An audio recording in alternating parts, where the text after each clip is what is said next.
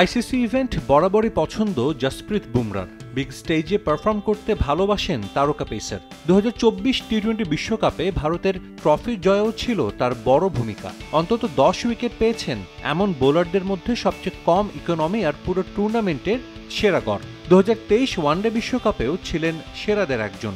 Border Gavaskar ট্রফিতে অজিদের বিপক্ষে একাই লড়েছেন বুক চিতিয়ে। আসন্ন চ্যাম্পিয়ন্স ট্রফিতেও দলের পরিকল্পনার বড় অংশ ছিলেন ভারতের পেস আক্রমণের নেতা, কিন্তু ইনজুরি তাকে ছিটকে দিয়েছে আরও একটা আইসিসি ইভেন্ট থেকে।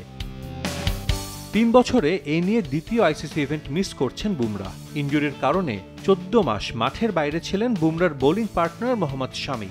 গেল মাসে ফিরেছেন মেন ইন ব্লু জার্সিতে। ক্রিকেটারদের ঘন ঘন ইনজুরি চিন্তার বড় কারণ হয়ে দাঁড়াচ্ছে টিম ইন্ডিয়া ম্যানেজমেন্টের। আর এই ইনজুরির জন্য অতিরিক্ত ক্রিকেট খেলাকেই দায়ী করছেন ভারতের বিশ্বকাপ জয়ী সাবেক অধিনায়ক কপিল দেব।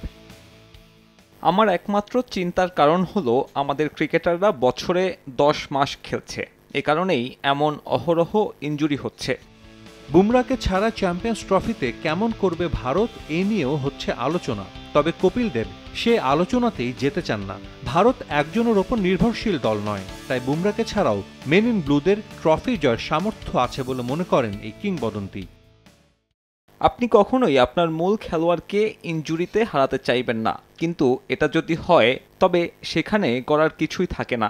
যে দলে নেই তাকে নিয়ে কথা বলার দরকার নেই। ক্রিকেট একটা দলীয় খেলা এবং দিন শেষে দলকেই জিততে হয়। এটা গলফ কিংবা ব্যাডমিন্টন নয়।